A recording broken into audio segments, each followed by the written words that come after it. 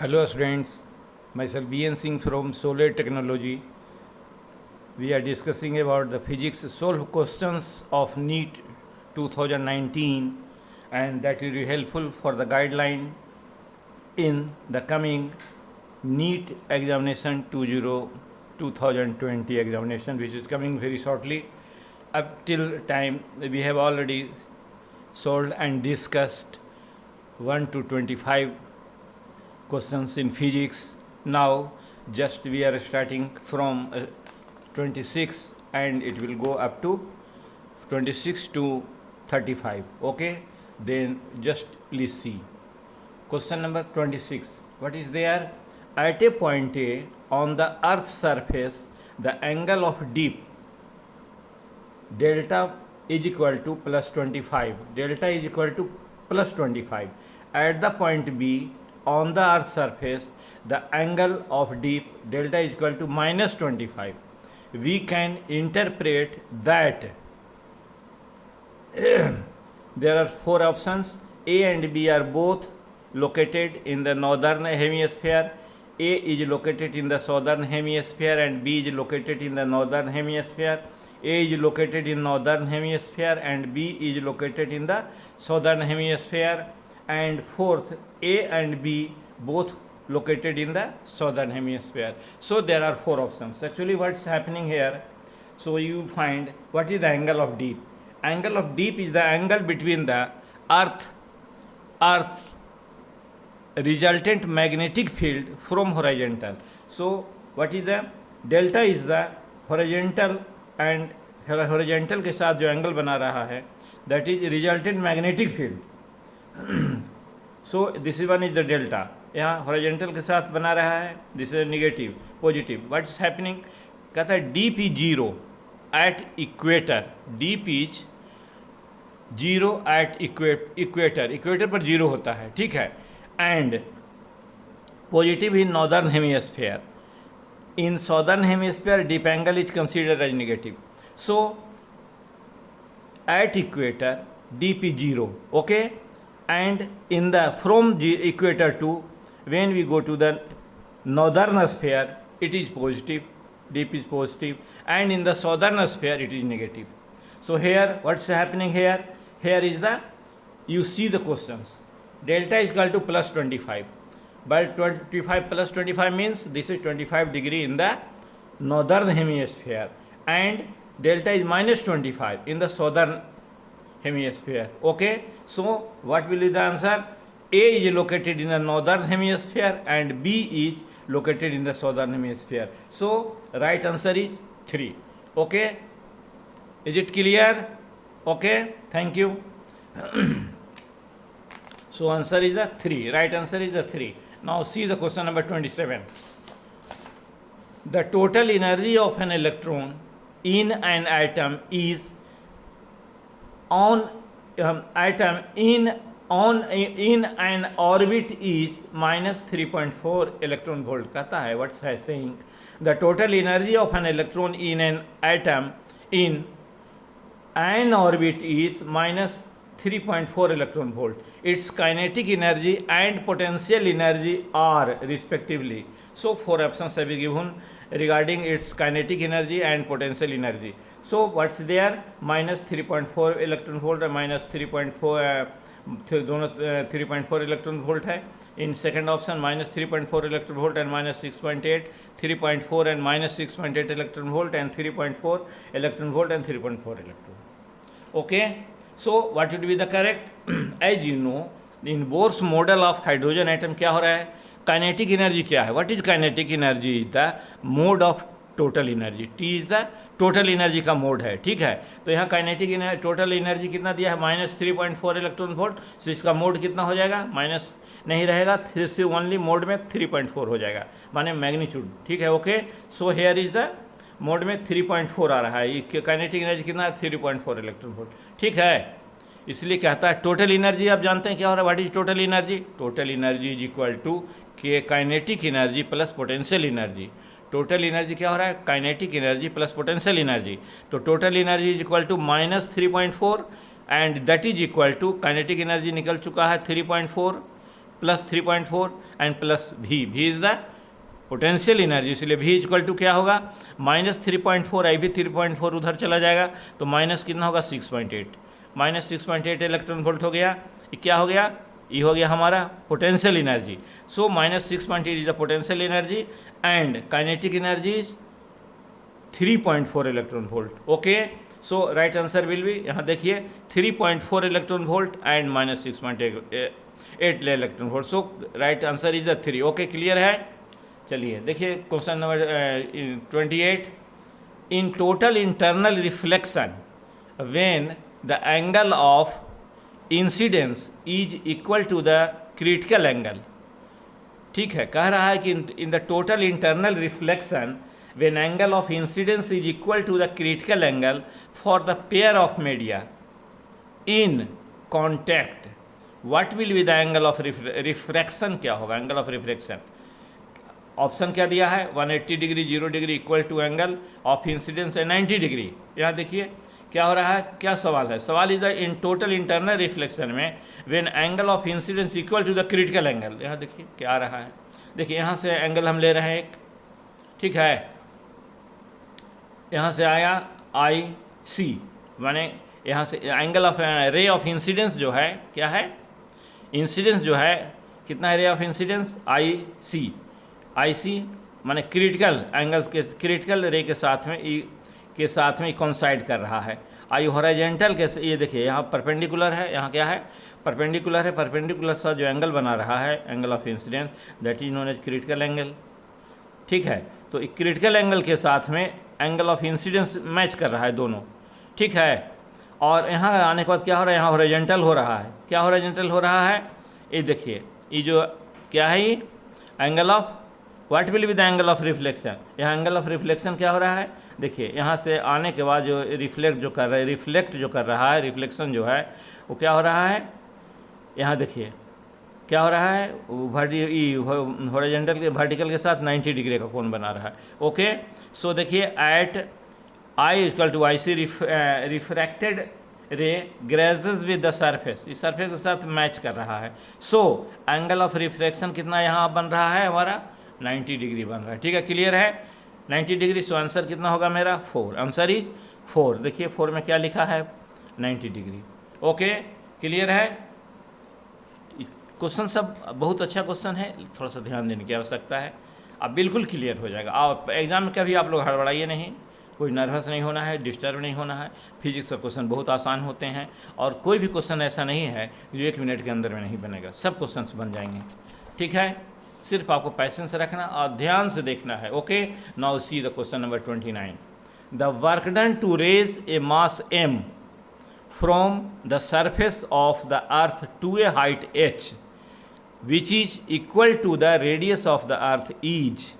देखिए क्या कहता है, वर्कडन है, क्या है भाई, एक मास यहाँ पर रखा हुआ है बस सरफेस पर, उसको हम कहाँ ऊपर उठा रहे हैं, इसका जो रेडियस है, अर्थ का जो रेडियस है, इसके रेडियस के बराबर हम h दे रहे हैं, हाइट दे रहे हैं। यहाँ हम इस तरीके से दिखा रहे हैं, h यहाँ ला रहे हैं, देखिए h इक्वल टू r है। ठीक है, अब कहता है initial potential energy of the earth surface, के अर्थ सरफेस पर जो initial potential energy that is UI, initial क्या है, माने इनिशियल का मतलब एट अर्थ सरफेस पर, तो माइनस G/m/r होता है। क्लियर है, G/m/r। क्लियर, फाइनल क्या होगा, आज सब समझ रहे हैं आप। G क्या होता है, G क्या है, यूनिवर्सल कांस्टेंट है, m is the mass of the earth है, m is the mass of the object है, divided by r is the radius है। तो final potential energy of height कितना है, h बराबर r है। अब फाइनल पोटेंशियल एनर्जी क्या है, h बराबर हाइट को, तो टोटल कितना उठा रहे हैं यहाँ से r तो वहीं रहा है, उसमें एक r और जुट रहा है h, तो कितना हो जाएगा फाइनल बराबर माइनस G/m वही रह जाएगा एंड r की जगह 2r हो गया, r प्लस r 2r हो गया। ठीक है, h work done is equal to change in potential energy, change potential energy change हो रहा है, कितना से हो रहा है, तो UF माइनस UI हो रहा है, तो UF माइनस UI, UF इतना है माइनस G/m/2r, यहाँ माइनस करके लिखिए G/m/r। ठीक है, तो कितना आ जाएगा, एक G/m में 2r में देखिए यहाँ 2r है, तो 2r अगर LCM लीजिएगा तो यहाँ कितना हो जाएगा 2 हो जाएगा। ठीक है, कितना आ जाएगा, यहाँ 2 आ जाएगा, तो माइनस G/m माइनस G/m रह जाएगा। ठीक है, देखिए इसको हम एक बार और लिख देते हैं, इज इक्वल टू कितना हो जाएगा माइनस G/m बटा 2r, अब माइनस हो गया, माइनस माइनस प्लस हो जाएगा, माइनस माइनस GMM बटा r, ठीक है, बराबर कितना हो जाएगा, माइनस GMM बटा 2r हो जाएगा, LCM हो जाएगा, i माइनस माइनस प्लस हो जाएगा, ठीक है। तो कितना हो जाएगा यहाँ पर, माइनस माइनस प्लस हो जाएगा, प्लस GMM बटा r, तो माइनस माइनस ही खत्म, ये हो जाएगा, बाकी कितना बच जाएगा, देख रहे हैं ना, ये 2r होगा, तो 2r LCM लेगा तो यहाँ 2 आ जाएगा, ठीक है, तो 2 आ जाएगा यहाँ, तो 2 आया, यहाँ माइनस GMM कट गया, बाकी कितना हो जाएगा, 1 बच जाएगा, तो वही 1 GMM बटा r, माने GM यहाँ कितना बच गया, m, देख रहे हैं ना, तो हमारा कितना आ गया आंसर, GMM बटा लघुत्तम LCM 2r है तो 2r रह जाएगा, एक GMM रह गया, प्लस हो जाएगा, ठीक है ना, यहाँ देख रहे हैं ना, ये बराबर कितना हो जाएगा। अब देखिए क्या हो रहा है, GM बराबर GR² हो रहा है, GM इक्वल टू GM, तो ये जो GM के जगह पर हम क्या लिख रहे हैं, ये जो GM है इसके जगह हम कितना लिख रहे हैं, GR² लिख रहे हैं, ठीक है, ओके है, और डिवाइडेड बाई 2r, तो r से r एक कट गया, बाकी का कितना बच गया ऊपर, mgr ऊपर बच गया बटा 2 हो गया, तो mgr बटा 2 माने हाफ, ठीक है, ओके है, ये कितना हो गया हमारा, हाफ mgr, ठीक है, वर्क डन कितना आ रहा है हमारा, इसलिए वर्क डन हमारा कितना आ रहा है, W बराबर हाफ, ठीक है, mgr, सो हमारा आंसर कौन हो जाएगा हमारा, देखिए हाफ mgr हो रहा है ना, इसलिए यहाँ देखिए mgr, इसलिए राइट आंसर इज 3, ओके, ठीक है, क्लियर है। 30 देखिए, क्वेश्चन नंबर 30 में क्या कह रहा है, when an object is shot from the bottom of a long smooth inclined plane kept an angle 60 degree with horizontal, it can travel a distance x1 along the plane, कहता है when object is shot, एक object को short किया गया है, कब, एक smooth inclined plane है, एंगल 60 पर, देखिए यहाँ पर एक 60 पर इंक्लाइंड प्लेन रखा हुआ, एक इंक्लाइंड प्लेन, यहाँ से एक वस्तु को हम शॉर्ट करते हैं, फायरिंग करते हैं u वेलोसिटी से, कितना वेलोसिटी u पर, एंगल 60 पर कर रहे हैं, ठीक है, ऊपर की ओर इसको शॉर्ट कर रहे हैं। दूसरा क्या है कि but when the inclination decrease to 30 degree, when the inclination decrease to 30 degree and the same object is shot with the same velocity, उसी वेलोसिटी से it can travel x2 distance, पहला में कितना दूरी जा रहा है, x1 डिस्टेंस, इसमें जो जा रहा है तो कितना जा रहा है, x1 जा रहा है इसमें, और दूसरा में वही सेम कहाँ तक जा रहा है, x2 डिस्टेंस जा रहा है, ठीक है। तो कह रहा है then the ratio, then x1 is to x2, कितना दोनों का डिस्टेंस जो ट्रेवल करेगा उसका रेशियो कितना होगा निकालना है, ठीक है। देखिए स्टॉपिंग डिस्टेंस x1 बराबर क्या है, u² बटा 2g साइन 60 डिग्री हो जाएगा, एंड इसमें कितना x2 बराबर u² 2g साइन 30 डिग्री हो जाएगा, ठीक है। तो इसलिए x1 बटा x2 कितना हो जाएगा, x1 is two ratio x2, ये दोनों निकाल लीजिए, तो ये ऊपर चला जाएगा 2g साइन 30 डिग्री और नीचे 2g साइन 60 डिग्री रह जाएगा, ठीक है। तो कितना हो जाएगा, 2g साफ हो जाएगा, ऊपर से 30 डिग्री या नीचे 60 डिग्री रह जाएगा, u² कट गया, तो कितना बच गया, sine 30 degree divided by sine 60 degree, sine 30 degree कितना होता है, हाफ होगा, आई साइन 60 √3/2 होगा, फिर 2 कट गया, कितना बच गया 1/√2, इसलिए रेशियो कितना होगा 1/√3, रेशियो कितना है 1/√3, रेशियो कितना 1/√3, देखिए 1/√3 का कौन आंसर है, 3 है, answer is 3, right answer is 3, okay, clear है। चलिए 31 लाइन थे, क्वेश्चन नंबर 31 देखिए, कहता है alpha particle consist of 2 protons and 2 neutrons only, alpha particle का मतलब समझ रहे हैं ना, अल्फा पार्टिकल कब नहीं होता है, हीलियम में कि जब न्यूक्लियस से, हीलियम से जब उसको इलेक्ट्रॉन को हम हटा देते हैं तो उसमें न्यूक्लियस पर क्या क्या बच जाता है, प्रोटॉन और न्यूट्रॉन, कितना प्रोटॉन रहता है, 2 प्रोटॉन 2 न्यूट्रॉन रहते हैं, उसी को यहाँ देखिए घुमाने के लिए दिया, alpha particle consist of, 4 option दिए हैं, 2 प्रोटॉन्स 2 न्यूट्रॉन्स, 2 इलेक्ट्रॉन्स 2 प्रोटॉन्स, ठीक है, 2 neutrons and 2 electrons and 4 neutrons 2 protons only. लेकिन क्या अल्फा पार्टिकल में क्या रहेगा, 2 कितना रहेगा हमारा, 2 प्रोटॉन और 2 न्यूट्रॉन से रहता है, चूँकि हीलियम आइटम से होता है, उसका हीलियम से लिया, हीलियम के न्यूक्लियस से अल्फा पार्टिकल का एक एक्सप्लेनेशन होता है, ठीक है, ओके, क्लियर है, ठीक है। इसलिए alpha particle is nucleus of helium which has 2 क्या है उसमें, protons and 2 neutrons, okay, clear है। सो राइट आंसर इज 1, ओके, ठीक है। देखिए क्वेश्चन नंबर हम देख रहे हैं 32, देखिए क्या कहता है, the speed of a swimmer in still water is 20 metre per second, the speed of river water is 10 metre per second and is flowing due east, पूरब दिशा में पानी बह रहा है। If he is standing on the bank, यहाँ bank पर खड़ा है, and wishes to cross the river along the shortest path से पास करना चाह रहा है, the angle eight which should make his stroke with respect to north is given by, angle दिया हुआ किस में जाएगा, 30 degree west, 0 degree, 60 degree, 45 degree west, क्या होगा, तो वी एस आर, बी माने क्या हुआ, देखिए क्या है इसमें, स्पीड है, speed of swimmer with respect to river कितना है, 20 मीटर है, velocity of river with respect to क्या है, ग्राउंड 10 मीटर पर सेकेंड है। देखिए यहाँ दिखा रहे हैं, ये दिखा रहा है, इसके ईस्ट साइड में है, नदी फ्लो कर रही है, यहाँ से एक वी एस आर माने स्विमर विथ रिस्पेक्ट टू ये है क्या नाम है, रिवर का है, ये दिखा रहा है, एक यहाँ से भी आर जी दिखा रहा है, river with respect to ground, और यहाँ से सीधा जो पार कर वी एस जी दिखा रहा है, velocity of swimmer with respect to ground, okay, shortest distance जो पार करना है उसको, तो कितना एंगल, थीटा एंगल पर है, ओके, इसलिए वी एस आर बराबर कितना हो रहा है, वी एस जी बराबर V S R plus V R G आ रहा है, ठीक है, और साइन थीटा बराबर कितना हो जाएगा, साइन थीटा बराबर क्या होता है, आप जानते हैं, साइन थीटा बराबर 10/10/20 हो जाएगा, ठीक है, ओके है, ऐसे 10/20 होगा, साइन थीटा बराबर क्या होता है, आधार लंब बटा कर्ण, तो वी आर जी बटा ये आ जाएगा, देखें वी आर जी 10 है, 10/20 हो गया, वी एस आर ये जो है, ठीक है, ये कर्ण हो गया, तो भी 10/20 हो गया बराबर हाफ हो गया, इसलिए 30 degree west, answer is 30 degree west, right answer is 30 degree west. So question number A, right option is 1 is the correct answer, okay. देखिए 33 का देखिए, a particle moving with velocity v is acted by 3 forces shown by the vector triangle P Q R, एक vector triangle है उसमें 3 को दिखा रहा है, तीनों फोर्स को दिखा रहा है, the velocity of particle will increase decrease remain constant और change according to the smallest forces, ठीक है।